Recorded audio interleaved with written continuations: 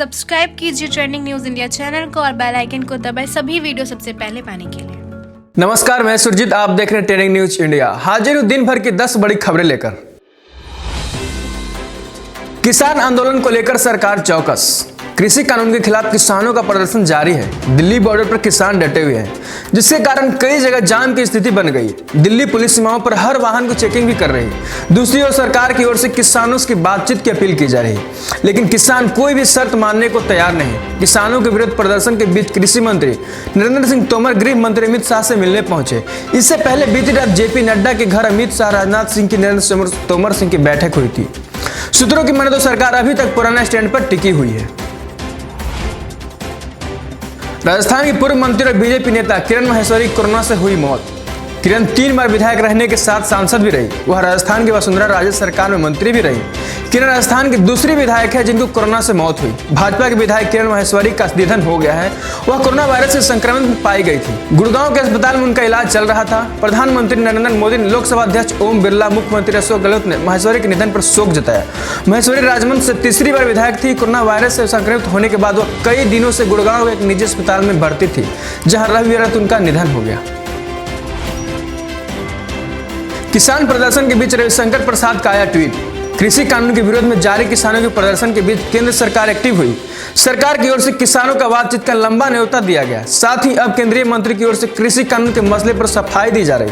केंद्रीय कानून मंत्री रविशंकर प्रसाद ने सोमवार को सुबह ट्वीट कर लिखा, नए कृषि कानून एपीएमसी मंडियों को समाप्त नहीं करते हैं। मंडियां पहले की तरह चलती रहेंगी। नए कानून को किसान को अपनी फसल कहीं भी बेचने की आजादी है। जो भी किसानों को सबसे अच्छा दाम देगा वह फसल खरीद पाएगा, चाहे वो मंडी हो या मंडी के बाहर।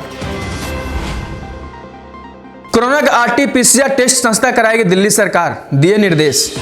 दिल्ली के मुख्यमंत्री अरविंद केजरीवाल ने कोरोना वायरस के सबसे सटीक और विश्वसनीय आरटी-पीसीआर टेस्ट को सस्ता कराने की कवायद शुरू की। उन्होंने सोमवार को संबंधित मंत्रालय की ओर से अधिकारी को निर्देश दिए कि आरटी-पीसीआर की जांच का दाम घटाया जाए। कोरोना वायरस की जांच के लिए सभी आरटी-पीसीआर टेस्ट के साथ रैपिड एंटीजन टेस्ट किया जाता है।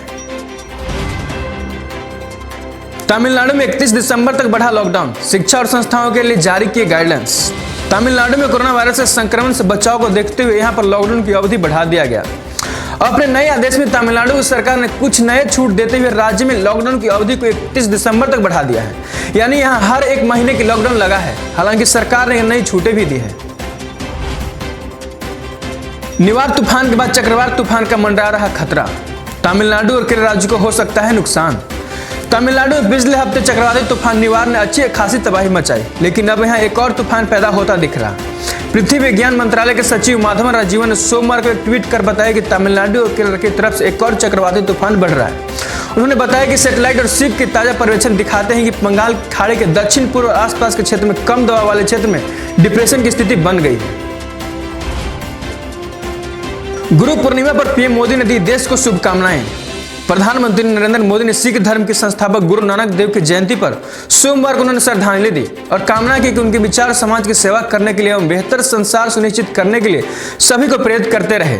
सोमवार को पूरा देश गुरु पूर्णिमा मना रहा है। इस मौके पर पीएम मोदी ने एक ट्वीट कर गुरु नानक देव को याद किया। पीएम मोदी ने ट्वीट में लिखा, मैं गुरु नानक देव जी की प्रकाश पर्व पर उनके चरणों में नमन करता हूँ और कामना करता हूँ कि उनके विचार समाज की सेवा करने में और इससे बेहतर दुनिया बनाने में प्रेरित करते रहे। किसान नेता राकेश टिकैत का ऐलान, धरना स्थल पर बनाएंगे झोपड़ियां, 26 जनवरी तक डटे रहेंगे। कृषि कानून के खिलाफ दिल्ली की सीमाओं पर डटे किसान पीछे हटने का नाम नहीं ले रहे। भारतीय किसान यूनियन के नेता राकेश टिकैत ने भी ऐलान कर दिया कि वह 26 जनवरी तक यहां पर रुके रहेंगे। साथ ही बॉर्डर पर मौजूद प्रदर्शनकारी जल्द ही अस्थायी घर या झोपड़ी बनाएंगे ताकि लंबे वक्त तक रुक सके। फिल्म नहीं बनने से दुखी अमिताभ। यूं तो बॉलीवुड के महानायक अमिताभ बच्चन ने इंडस्ट्री में 5 दशक लंबे करियर के दौरान कई सारी सुपरहिट फिल्मों में काम किया है।